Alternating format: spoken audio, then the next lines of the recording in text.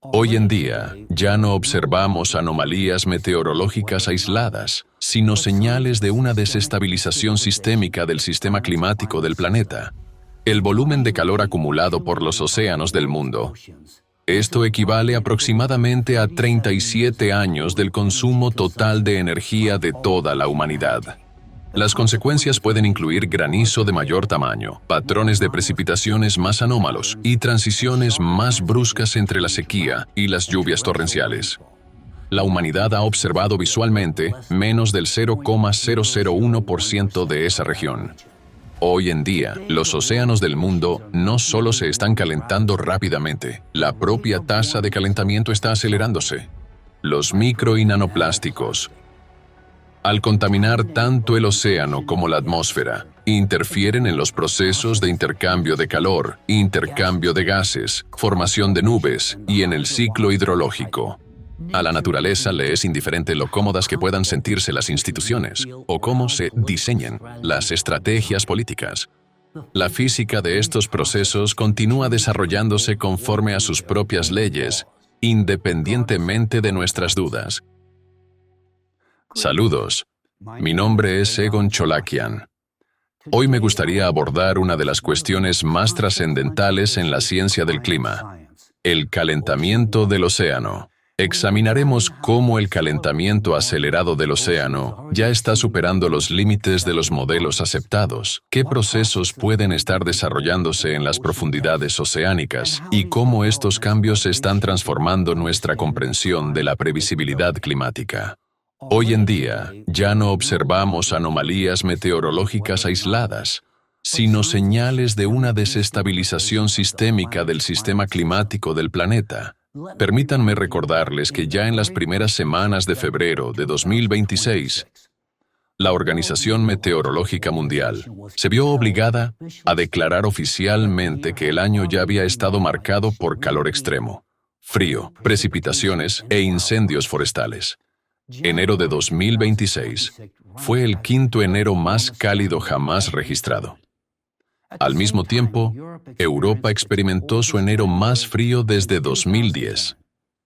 Para alguien que no esté familiarizado con la física del sistema climático, esto puede parecer una contradicción. Sin embargo, en realidad, es uno de los indicadores más claros de desestabilización. Cuando el sistema climático se desplaza fuera del equilibrio, no significa que las temperaturas simplemente aumenten de manera uniforme en todas partes. Lo que sí significa es que los mecanismos habituales que distribuyen el calor, la humedad y las masas de aire comienzan a desintegrarse. El comportamiento de las corrientes en chorro se ve alterado. El vórtice polar se debilita y se deforma. El aire frío del Ártico se desplaza muy al sur, mientras que el aire cálido se introduce en regiones donde antes apenas aparecía. Precisamente por eso, incluso cuando el planeta sigue acumulando calor en general, empezamos a observar no solo olas de calor, sino también episodios de frío extremo. Y esto ya está ocurriendo. En el hemisferio norte, a comienzos de 2026, las incursiones de aire frío afectaron tanto a Europa como a América del Norte. Europa experimentó una serie de tormentas acompañadas de fuertes precipitaciones, vientos intensos y oleaje elevado, que se extendieron desde Irlanda y el Reino Unido hasta Portugal, España y todo el Mediterráneo. Al mismo tiempo, el hemisferio sur registraba calor extremo que alimentó incendios forestales masivos en Australia, Chile y la Patagonia. En el sureste de África, las lluvias torrenciales provocaron inundaciones destructivas, especialmente en Mozambique. Allí, las inundaciones afectaron al menos a 600.000 personas. Cientos de miles fueron desplazadas y aproximadamente 30.000 viviendas quedaron destruidas o gravemente dañadas. Estos desastres naturales ocurren en distintas partes del mundo, pero el sistema climático los conecta a través de un único proceso común: el calentamiento anómalo del océano. Es el océano anormalmente calentado el que transfiere cada vez más energía y humedad en exceso a la atmósfera. A partir de este excedente de calor y humedad comienzan a formarse tormentas, lluvias torrenciales y olas de calor y de frío extremo. Sin embargo, es importante comprender que el océano no se calienta ni interactúa con la atmósfera en condiciones estériles. Este delicado sistema ya ha sido alterado por otro factor de origen antropogénico: los micro y nanoplásticos. Al contaminar tanto el océano como la atmósfera, interfieren en los procesos de intercambio de calor, intercambio de gases, formación de nubes y en el ciclo hidrológico. El vapor de agua en el aire no se condensa en gotas de lluvia por sí solo. Necesita partículas alrededor de las cuales pueda producirse la condensación, los llamados núcleos de condensación. En condiciones normales, estos incluyen partículas de polvo, sal marina, hollín y otros aerosoles. Hoy en día, los nanoplásticos están presentes en cantidades medibles tanto en el océano como en la atmósfera. Las investigaciones modernas muestran que estas partículas pueden interferir en la microfísica de las nubes y de las precipitaciones. En particular, un estudio de 2024, publicado en una revista de la Sociedad Química Estadounidense, demuestra que el plástico atmosférico puede participar en los procesos de formación de nubes y, debido a sus propiedades físicas, puede actuar como núcleos potenciales de condensación y como partículas nucleadoras de hielo. En otras palabras, los micro y nanoplásticos están empezando a participar directamente en la formación de nubes y en la condensación de la humedad atmosférica. Esto, a su vez, influye en cómo, dónde y con qué intensidad se producen las precipitaciones. Las consecuencias pueden incluir granizo de mayor tamaño, patrones de precipitaciones más anómalos y transiciones más bruscas entre la sequía y las lluvias torrenciales. Dado que la influencia de las partículas cargadas de micro y nanoplásticos está en gran medida ausente de los modelos actuales, estas introducen de facto una variable adicional de ruido en el sistema. Como resultado, pueden aumentar la incertidumbre tanto de las previsiones meteorológicas a corto plazo como de las proyecciones climáticas a largo plazo. Sin embargo, la influencia del plástico no se limita a la atmósfera. El océano y la atmósfera juntos forman un único sistema climático. El agua posee una capacidad única para acumular enormes cantidades de calor mientras aumenta gradualmente su temperatura. Una capa de 10 metros de agua oceánica puede absorber más calor que toda la atmósfera de la Tierra. Durante el día, el océano absorbe calor y por la noche lo libera de nuevo hacia la atmósfera, suavizando las fluctuaciones de temperatura en el aire y funcionando como un aire acondicionado climático natural. Además, el océano extrae calor de las placas litosféricas y lo libera nuevamente a la atmósfera. Existen razones de peso para creer que la contaminación a gran escala del océano por micro y nanoplásticos está empezando a alterar este sistema finamente equilibrado de termorregulación. Según los datos disponibles, las partículas de nanoplástico se concentran al menos en 3 capas clave del océano: cerca de la superficie, en el fondo marino y en la termoclina, donde la temperatura y la densidad del agua cambian bruscamente. Las partículas de plástico con carga superficial interactúan con las moléculas de agua a nivel de los enlaces de hidrógeno. Como resultado, las propiedades físicas y químicas del agua marina comienzan a modificarse. La transferencia de calor hacia la atmósfera se ralentiza y empiezan a formarse zonas de sobrecalentamiento dentro de la columna de agua del océano. Esto nos lleva a una cuestión de importancia fundamental. Sí, según nuestra evaluación, los micro y nanoplásticos ejercen efectivamente una influencia significativa sobre el régimen térmico de los océanos del mundo. Pueden alterar el intercambio de calor, modificar las propiedades del agua, interferir en el intercambio de gases entre el océano y la atmósfera, influir en la formación de nubes y afectar al ciclo hidrológico. Sin embargo, a pesar de la gravedad de este factor, es necesario comprender claramente un punto: los micro y nanoplásticos no son en sí mismos una fuente de calor. Simplemente alteran el mecanismo natural mediante el cual el calor se libera. Y esto nos conduce a la cuestión central. Si los micro y nanoplásticos no generan calor, ¿cuál es entonces la fuente del calor adicional que ahora se está detectando en el océano?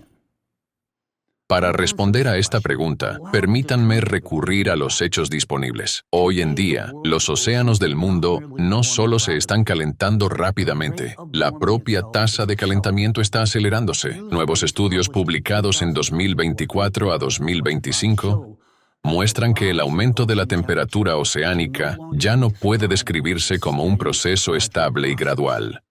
El ritmo del calentamiento en sí mismo está aumentando. Según un estudio de 2024 publicado en la revista Nature Communications por científicos italianos, el océano acumuló de manera constante cantidades crecientes de calor entre 1961 y 2022, y la aceleración de este proceso fue estadísticamente significativa. Otro estudio realizado en 2025 por científicos de la Universidad de Reading concluyó que la superficie del océano se está calentando ahora aproximadamente 4,5 veces más rápido que a finales de la década de 1980. En aquel entonces, la tasa de calentamiento era de aproximadamente 0,06 grados Celsius por década. Hoy, sin embargo, ha alcanzado aproximadamente 0,27 grados Celsius. Tradicionalmente, este calentamiento se ha explicado por las emisiones antropogénicas de gases de efecto invernadero. Sin embargo, en los últimos años, el ritmo del calentamiento ha comenzado a superar cada vez más lo que se esperaba según los modelos climáticos existentes. Precisamente por ello resulta especialmente significativo que los propios científicos hayan empezado a señalarlo de manera directa. Conviene recordar que a lo largo de 2023 y a comienzos de 2024, las temperaturas globales del océano alcanzaron niveles récord durante 450 días consecutivos, un acontecimiento que en ese momento no tenía precedentes en el registro observacional. El Dr. Brian McNulty, investigador asociado principal en la Escuela Rosenstiel de Ciencias Marinas y Atmosféricas de la Universidad de Miami, describió esta situación en una entrevista con NBC News. Y cito, "No se trata solo de un año entero con temperaturas oceánicas récord, sino del margen por el que se están superando esos récords. Ni siquiera se acerca a lo que fue el récord anterior". Fin de la cita. En ese momento, Gavin Schmidt, director del Instituto Goddard de Estudios Espaciales de la NASA, declaró en una entrevista con AFP que podrían estar implicados factores que anteriormente no habían sido tenidos en cuenta en lo que está ocurriendo. Permítanme citar también sus palabras. Y nuevamente cito, "Las tendencias a largo plazo las comprendemos y están impulsadas por los gases de efecto invernadero, están impulsadas por efectos antropogénicos. Pero lo que ocurrió en 2023 fue eso. Y además algo más. Y ese algo más es mucho mayor de lo que esperábamos o de lo que por ahora podemos explicar". Fin de la cita. En esencia, esto significó que las temperaturas observadas no solo superaron los récords anteriores, apuntaron a la presencia de un mecanismo adicional de calentamiento que se sitúa más allá de las tendencias habituales a largo plazo descritas por los modelos climáticos existentes. El geofísico marino británico Dr. Rob Larter también ofreció un comentario muy revelador en The New York Times. Y nuevamente cito, "Es bastante alarmante, en parte porque no estoy escuchando a ningún científico que tenga una explicación convincente de por qué estamos viendo una desviación tan grande. Pero la impresión en este momento es que las cosas han ido más lejos y más rápido de lo que esperábamos". Fin de la cita. El profesor John Abraham, de la Universidad de St. Thomas, también habló con franqueza sobre este tema. Cito, "Temo que pueda estar ocurriendo algo más que esté provocando un cambio a largo plazo en las temperaturas de la superficie del mar que no habíamos previsto". Fin de la cita. Escuchen lo que dijo a continuación. Vuelvo a citar. "Lo que vemos ahora impulsando las altas temperaturas es algo adicional a El Niño y no puede explicarse con los argumentos que se daban hace 6 meses o hace 12 meses. Las temperaturas de la superficie del mar son más altas en otras zonas y muy lejos de las áreas de influencia de El Niño". Fin de la cita. Esta fue otra voz más que respaldó la hipótesis de que los cambios a largo plazo en la temperatura del océano pueden estar influidos por factores previamente desconocidos o no tenidos en cuenta, ausentes en los modelos existentes. Igualmente importante es el hecho de que el calentamiento anómalo no se detuvo en 2025. Aunque las temperaturas de la superficie del océano el año pasado no alcanzaron un récord absoluto, un análisis internacional publicado el 9 de enero en la revista Advances in Atmospheric Sciences mostró que en 2025 el océano acumuló más calor que en cualquier otro año del registro observacional moderno. En otras palabras, la superficie del océano no estableció un récord absoluto. Sin embargo, la cantidad total de calor absorbida por la columna de agua a lo largo del año sí alcanzó un nivel récord. El volumen de calor acumulado por los océanos del mundo, el denominado contenido de calor oceánico, aumentó en 23 zetajulios en 2025. Esto equivale aproximadamente a 37 años del consumo total de energía de toda la humanidad. Si realmente está actuando un factor adicional dentro del sistema climático, uno que no ha sido incorporado a los modelos existentes, bien podría ser una de las razones por las que el océano no solo se está calentando rápidamente, sino que lo hace con una aceleración creciente. El año 2025 es especialmente importante precisamente porque nos permite ver esto con mayor claridad. La superficie del océano ese año no mostró un calentamiento récord. Sin embargo, la cantidad de calor acumulada a lo largo de toda la columna de agua alcanzó el nivel más alto en el registro observacional. Esto nos lleva a una conclusión fundamental. En 2025, este factor desconocido no actuó desde la superficie. Es posible que sus consecuencias se hagan visibles más adelante en la superficie del océano. Pero un hecho ya es evidente. En 2025, el océano recibió una cantidad récord de calor adicional. Y es aquí donde la cuestión se vuelve particularmente urgente. Permítanme repetirlo. Si los micro y nanoplásticos solo pueden retener el calor al alterar su disipación natural, pero no lo generan por sí mismos, ¿de dónde procede entonces este calentamiento adicional del océano? Para explorar esta cuestión, descendamos a las profundidades del océano. Estudios recientes muestran que el calentamiento no solo se está produciendo en la superficie, sino también en las capas más profundas del océano. Científicos de la Administración Nacional Oceánica y Atmosférica, NOAA, han constatado que, en la cuenca argentina, el calentamiento por debajo de los 4.500 metros de profundidad se produjo entre 2009 y 2019, a un ritmo aproximado de 0,02 grados Celsius por década. A primera vista, esta cifra puede parecer pequeña. Sin embargo, no estamos hablando de un pequeño volumen de agua, sino de las inmensas masas del océano profundo. Aumentar la temperatura de una masa así, incluso en fracciones de grado, requiere un aporte enorme de energía. Además, a esas profundidades, las variaciones de temperatura suelen medirse en milésimas de grado, lo que significa que el cambio registrado fue cientos de veces mayor que las fluctuaciones habituales. Un patrón similar se ha observado en las aguas al sur del Círculo Polar.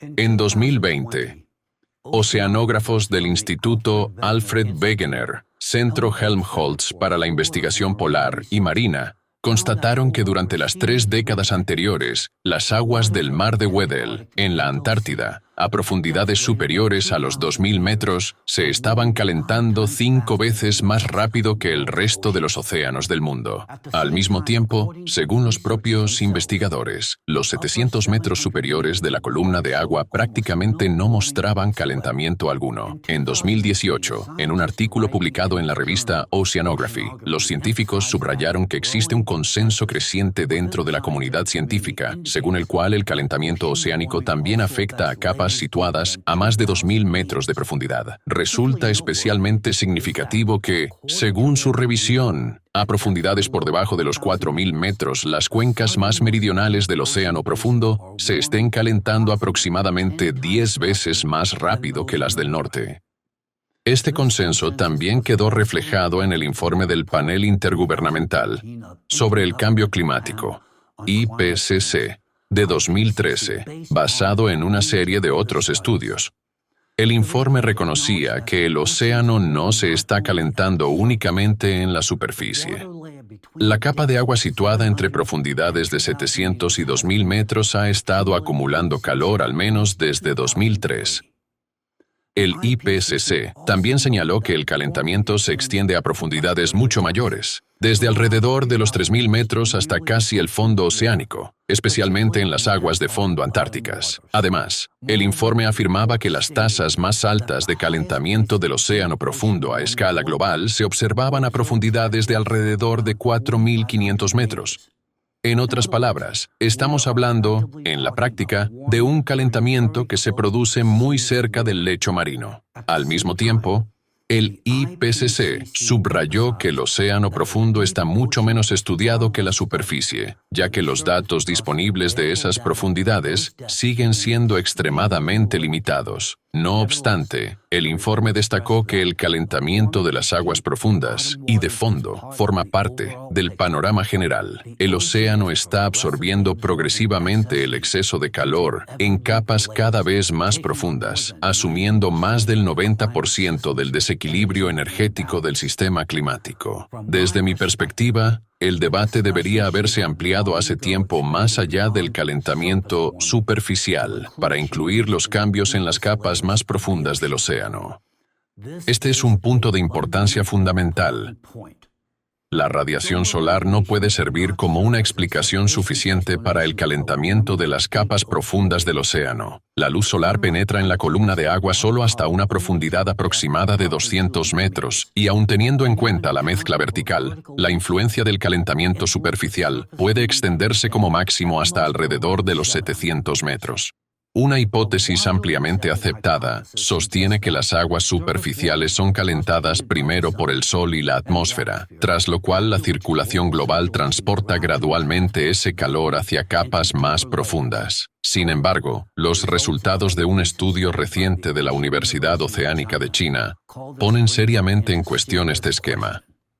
Los investigadores identificaron un fenómeno que describieron como olas de calor marinas subsuperficiales. Descubrieron que aproximadamente un tercio de todas las olas de calor marinas no aparece en absoluto en la superficie del océano. Otro aproximadamente la mitad solo es visible en la superficie durante determinadas fases de su desarrollo, permaneciendo oculta dentro de la columna de agua en otras etapas. Si la atmósfera fuera la principal fuente de calor, sería razonable esperar que las anomalías térmicas aparecieran primero en la superficie y luego se propagaran hacia abajo. Sin embargo, las observaciones revelan un patrón diferente. Una parte sustancial de las olas de calor existe independientemente del calentamiento superficial. Todo ello apunta a la necesidad de considerar seriamente la posibilidad de una fuente adicional de energía que actúe desde abajo. El problema es que esta parte del océano sigue siendo la menos estudiada. Las regiones de aguas profundas son extremadamente difíciles de acceder y extraordinariamente costosas de investigar. En muchos casos, las temperaturas a grandes profundidades no se miden de forma continua, sino únicamente durante expediciones científicas poco frecuentes, que pueden realizarse una vez cada varios años o incluso una vez por década. La bióloga marina y oceanógrafa Sylvia Earle suele comentar, y cito, «Conocemos mejor la superficie de Marte que los fondos de nuestros océanos». Fin de la cita. Hasta el día de hoy, lamentablemente, la ciencia no ha establecido un medio sistemático para monitorizar los cambios que se producen directamente en el fondo oceánico. Las boyas Argo estándar suelen operar solo hasta profundidades de unos 2.000 metros, mientras que la profundidad media del océano es considerablemente mayor, y los procesos más relevantes para nuestro análisis pueden estar ocurriendo cerca del propio lecho marino. En mayo de 2025, investigadores de la Ocean Discovery League publicaron un artículo sobre nuestro limitado conocimiento del océano profundo. El texto señala que, aunque las zonas oceánicas situadas a más de 200 metros de profundidad cubren aproximadamente el 66% de la superficie del planeta, la humanidad ha observado visualmente menos del 0,001% de esa región. Esto corresponde a una superficie aproximadamente una décima parte del tamaño de Bélgica. Y, lamentablemente, esto implica algo de gran importancia. Seguimos observando el fondo oceánico no como un sistema monitorizado de forma continua, sino como un inmenso territorio oscuro que solo se ilumina ocasionalmente con el haz de una linterna. En la pantalla pueden ver ahora un mapa que muestra la actividad de las inmersiones en aguas profundas entre 1958 y 2024, tomado del artículo mencionado anteriormente.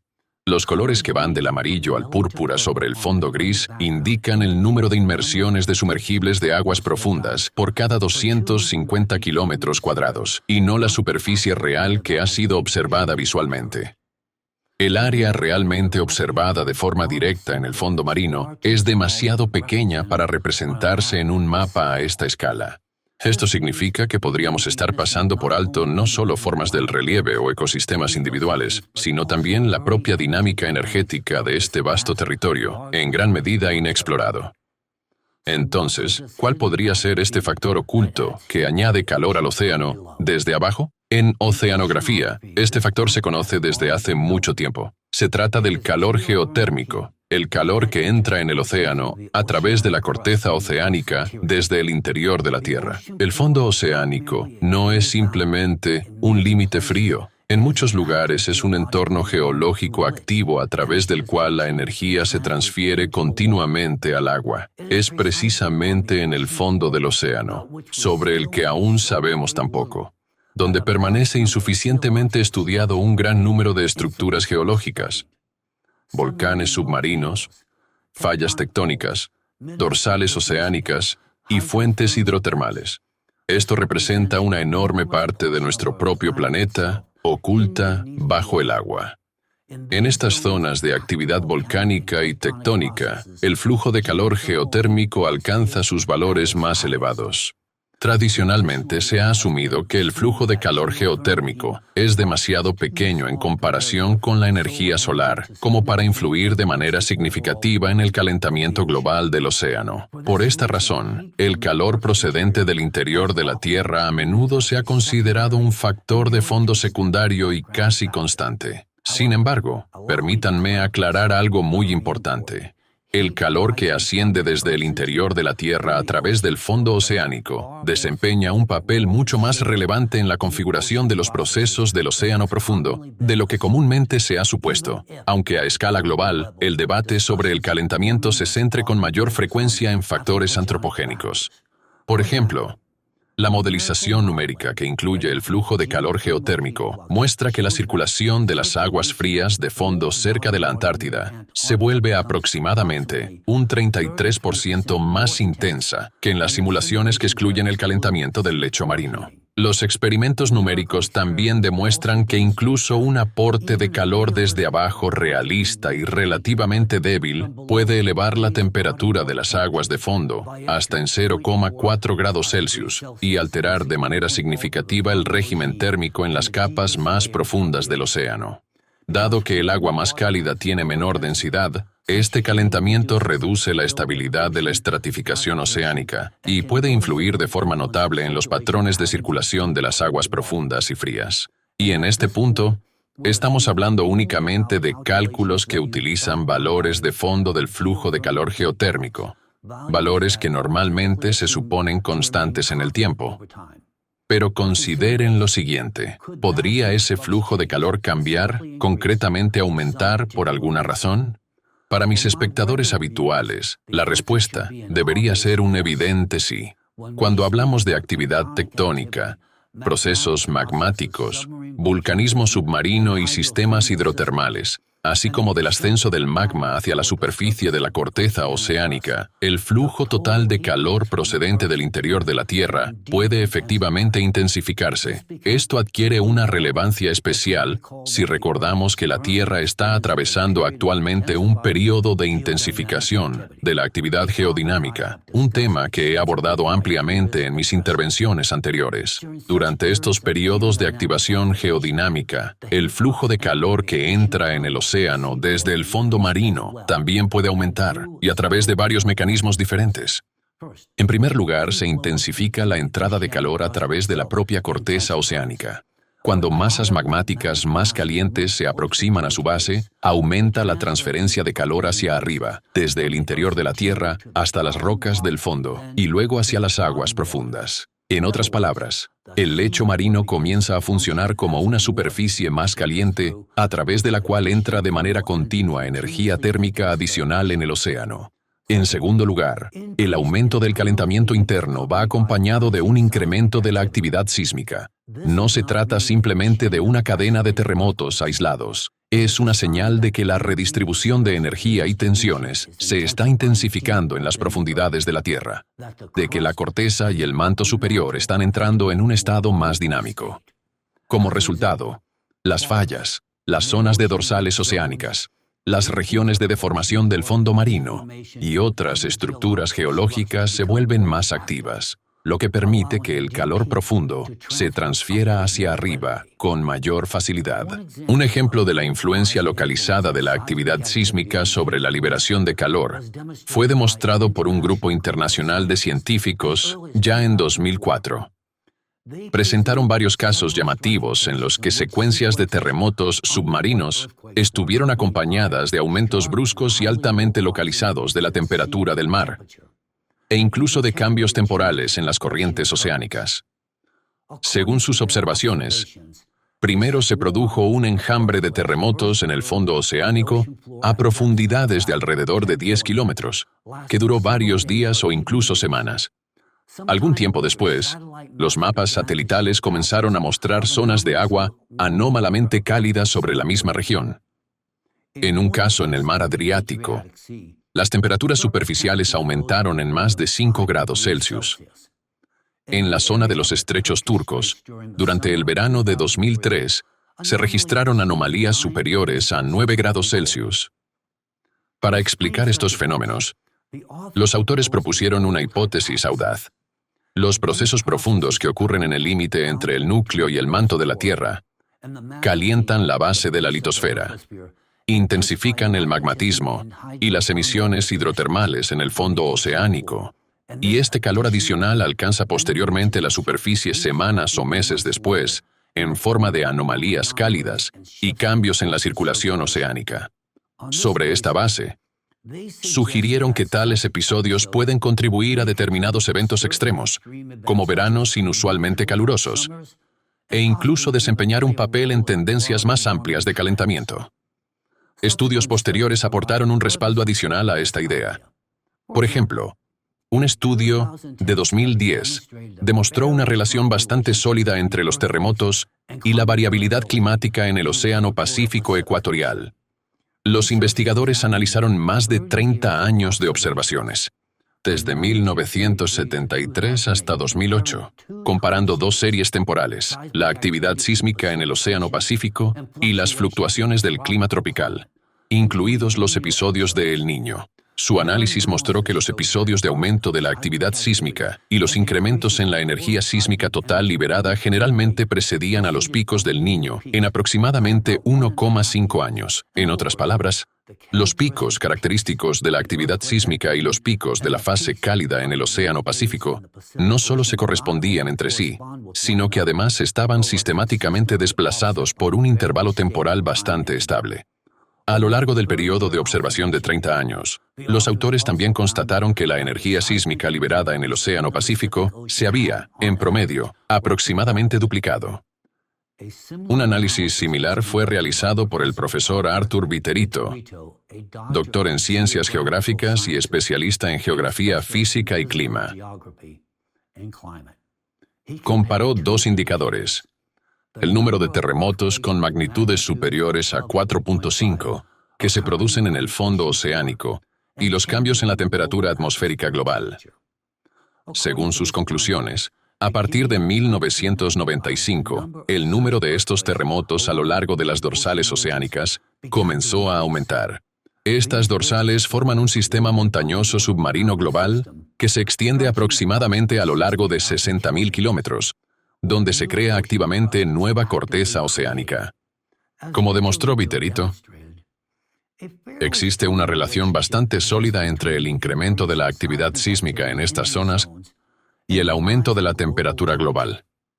El coeficiente de correlación es superior a 0,78. Para datos climáticos de esta escala, este valor se considera muy elevado, lo que indica una correlación estadísticamente significativa y digna de atención. Al mismo tiempo, el aumento de la temperatura atmosférica no se produce de forma simultánea. En cambio, sigue al incremento de la actividad sísmica con un retraso aproximado de 2 años. Según la hipótesis del profesor, esta relación puede explicarse por el hecho de que la intensificación de la actividad sísmica y volcánica a lo largo de las dorsales oceánicas incrementa las emisiones hidrotermales y aporta un calentamiento adicional al agua del océano. Este calor extra se transfiere posteriormente a la atmósfera con un retraso de alrededor de 2 años. La tercera vía a través de la cual el calor se transfiere desde el interior de la Tierra es la intensificación de la actividad volcánica, incluido el vulcanismo submarino. Cuando el magma asciende y se aproxima a la superficie de la corteza oceánica, no solo calienta las rocas circundantes, sino que en algunos lugares también irrumpe hacia niveles superiores, formando fuentes de calor localizadas pero extremadamente intensivas en energía. Esto ya no es un efecto de fondo uniforme y débil, sino potentes pulsos de energía térmica liberados en el océano.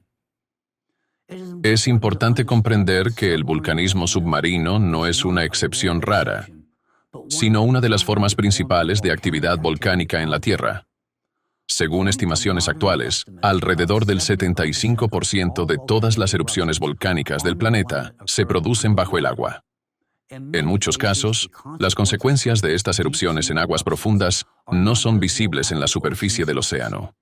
Como resultado, solo observamos una parte de lo que está ocurriendo, y a menudo no podemos evaluar plenamente la verdadera magnitud de la actividad volcánica submarina. No obstante, incluso las observaciones disponibles indican que muchos sistemas volcánicos en todo el mundo están mostrando actualmente signos de una actividad anómala creciente. Según datos de la institución Smithsonian, el número de días al año en los que se registran erupciones volcánicas a escala mundial ha ido aumentando. Además, no solo ha cambiado la frecuencia. Cada vez se reportan más casos en los que la lava expulsada presenta propiedades inusuales. Está sobrecalentada y posee una composición química atípica, característica del magma, que asciende desde las capas más profundas del manto.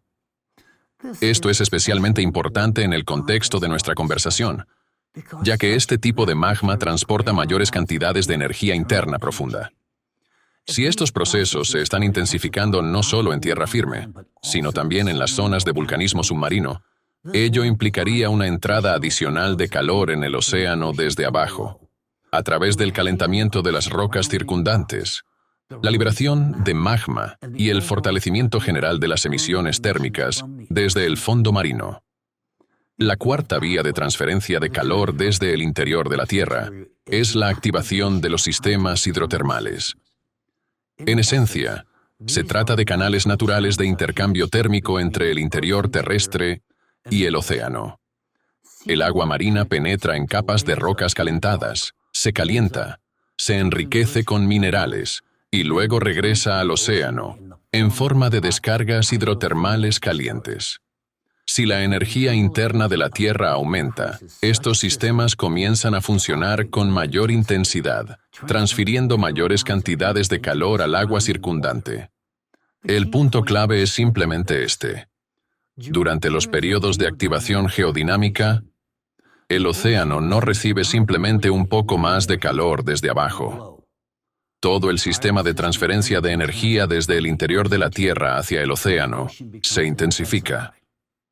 Aumentan tanto el flujo geotérmico de fondo a través del lecho marino, como las liberaciones localizadas de calor en las zonas de fallas, vulcanismo y actividad hidrotermal.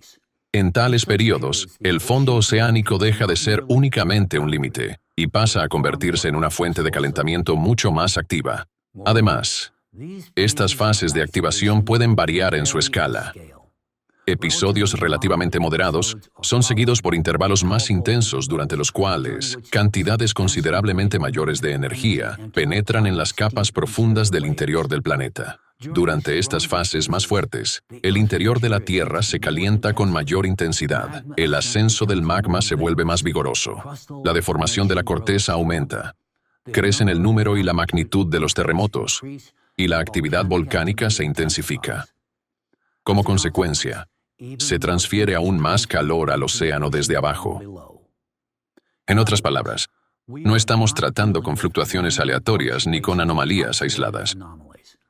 Estamos ante un proceso geodinámico a gran escala, en el que la energía del interior de la Tierra aumenta, se transforma en calor interno y posteriormente se libera a través del fondo oceánico. Esto significa que la contribución geotérmica al calentamiento del océano en la época actual ya no debería considerarse únicamente como un factor de fondo insignificante, sino como un componente que puede intensificarse de manera significativa. Esto plantea una cuestión metodológica fundamental. Aunque numerosos estudios científicos ya demuestran de manera convincente que la energía geotérmica contribuye de forma significativa al calentamiento del océano, este componente sigue estando en gran medida ausente en la mayoría de los modelos existentes sobre el calentamiento oceánico y los cálculos climáticos. No ha llegado el momento de reconsiderar este aspecto y comenzar al menos a probar de manera sistemática escenarios en los que el flujo geotérmico variable se incluya como un factor amplificador independiente. El calentamiento anómalo del océano no es un asunto trivial. Intensifica directamente las inundaciones, las precipitaciones extremas, el granizo, las tormentas, los vientos violentos y los huracanes. Si el océano se está calentando no solo desde arriba, sino también desde abajo, debido a una entrada adicional de calor profundo, entonces ignorar este mecanismo ya no es prudencia científica. Se convierte en una forma peligrosa de ceguera. ¿Estamos realmente preparados para esperar hasta que el océano se caliente hasta el punto en que los fenómenos extremos conocidos comiencen a transformarse en una clase completamente nueva de intensidad? ¿Megatornados, megatormentas y megahuracanes? Permítanme, por favor, repetirlo. El calentamiento del océano no se está produciendo de forma lineal, se está acelerando.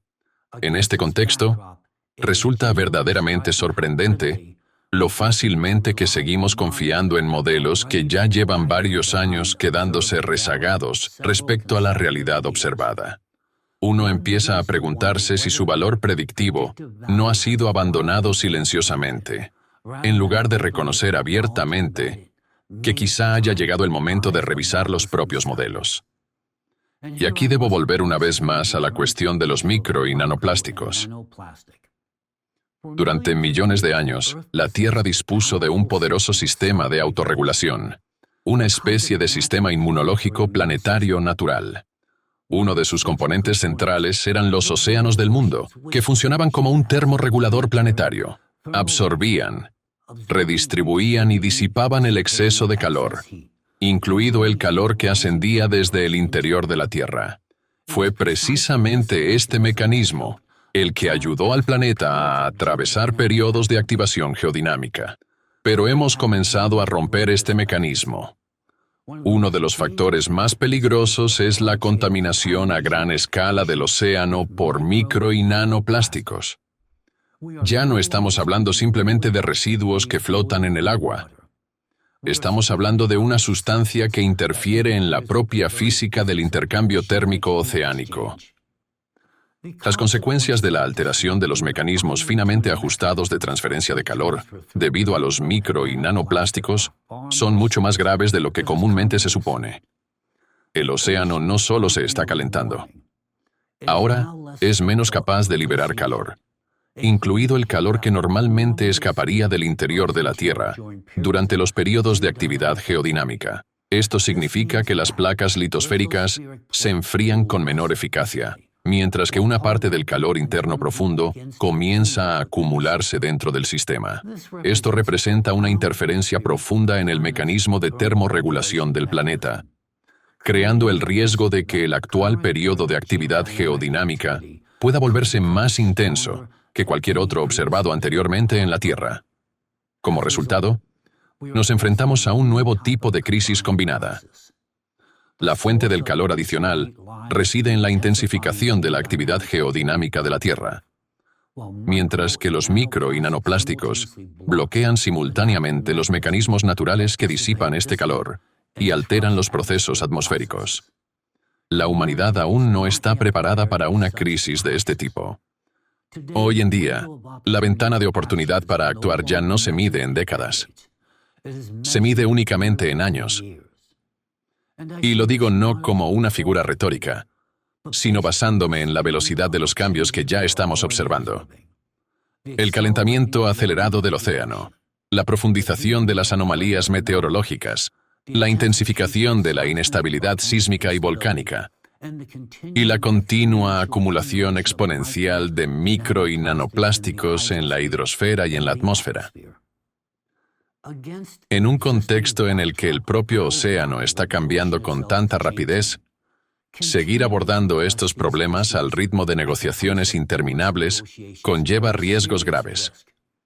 Resulta difícil justificar otros 10 o 20 años dedicados a debatir si nuevos factores son convenientes de reconocer o si encajan ordenadamente en los modelos existentes.